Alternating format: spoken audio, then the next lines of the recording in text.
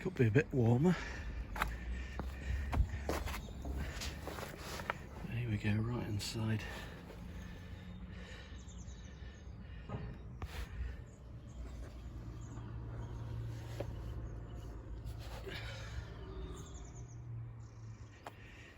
Right, when we push the calipers back in, there's a good chance it could overflow the reservoir.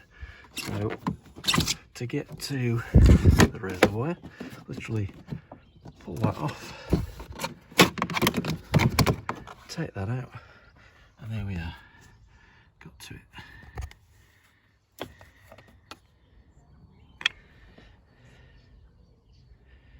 Right, this is the right hand side done, and no wear indicator on this one, and as you see that's why the alarm was going off on the dash for the last 1,000 miles. There's still a little bit of meat on them, but they're ready for changing.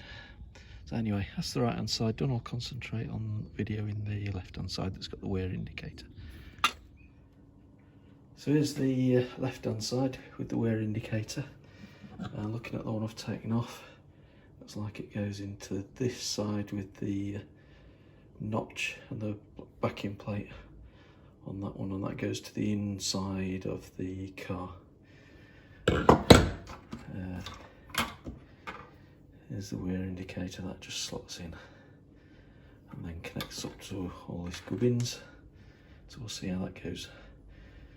Genuine parts, a little bit expensive I must admit, but no qualms with the warranty which the car's still under, so rather than 250 quid for the dealers to do it, 110 quid to buy it, nothing for me to fit it. Top job. So no jacks for these cars, run flat tyres, so a couple of ways to do it. But there's the factory jacking point, so I'm going to get my trolley jack under there and then put an axle stand under there, and that'll do it sound. That was fine on the right hand side, so here we go. So there we go, I'm happy to work under it now. So block under the jacking point just to not take any edges off that. Looks like a solid plastic block, and then my axle stand under that point there. That looks pretty good. Right, belt and braces approach. Take the opportunity to clean the inside of the wheel while it's off, and stick it under the side just in case everything decides to go. You're going to need one of these to push the pistons back in evenly, and a lot easier than messing about with two spanners or whatever. Right, let's have a look. So this one has got the wear indicator, so that's going to the inside pad. Just pushes in, and the wiring connects up behind here somewhere, so we're obviously going to have to get that off for some access, so we'll give that a whirl, see what we find. Right, I've stuck a tin underneath here somewhere to put the caliper once it's off, because it's not got a long bit of flexi, so it needs to be within the vicinity where it is. So that worked the other side, so I'll do that this side. That allows you to push the piston back in where it is.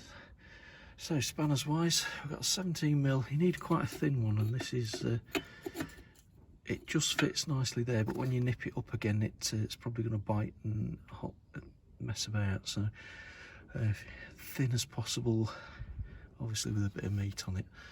I also found weirdly a 1/2 inch socket fits better than a metric one, so there we go. You get new bolts there for the back side of it anyway. Right, ready to go. Right, looking at how the new one goes together, just give us an idea how to pull that one off.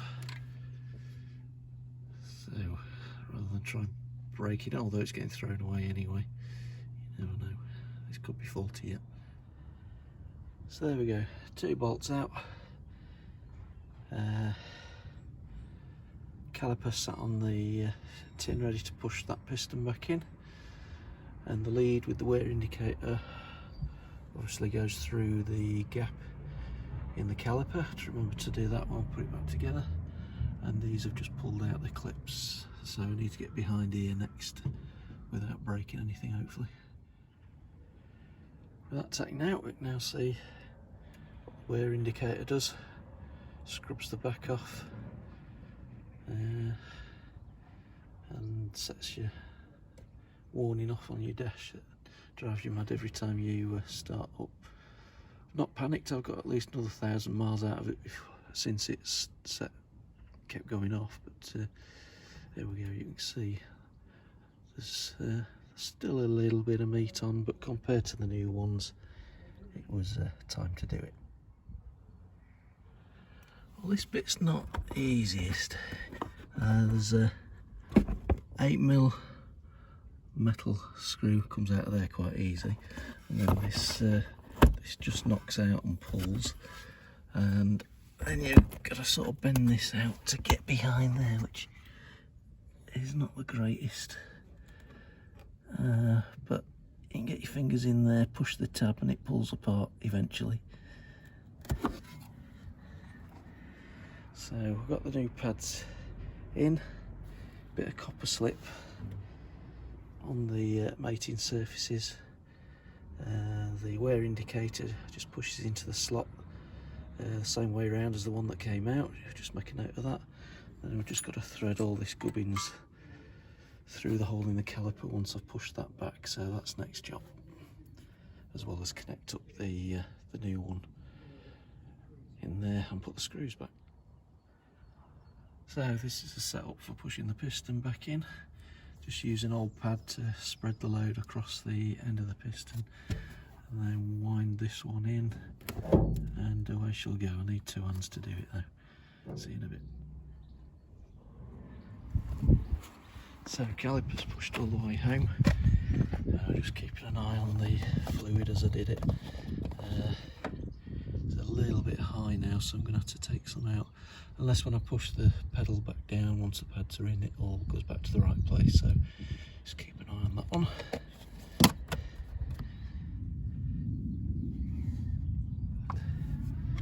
Well, that was by far the most frustrating bit. Trying to get that back in, but it's in. Everything's routed, clipped in,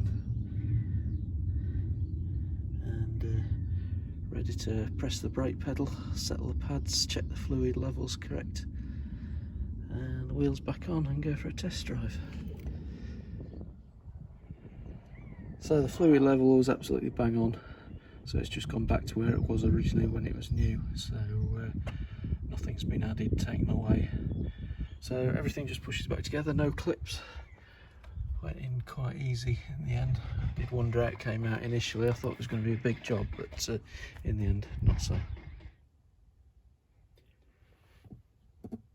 To get rid of the error message that comes up when your brake pads are wearing down, took a bit of figuring out various instructions on the internet, YouTube, but there was only one that I found worked in the end. So basically, without the foot on the brake, turn your ignition on by pressing the start-stop button,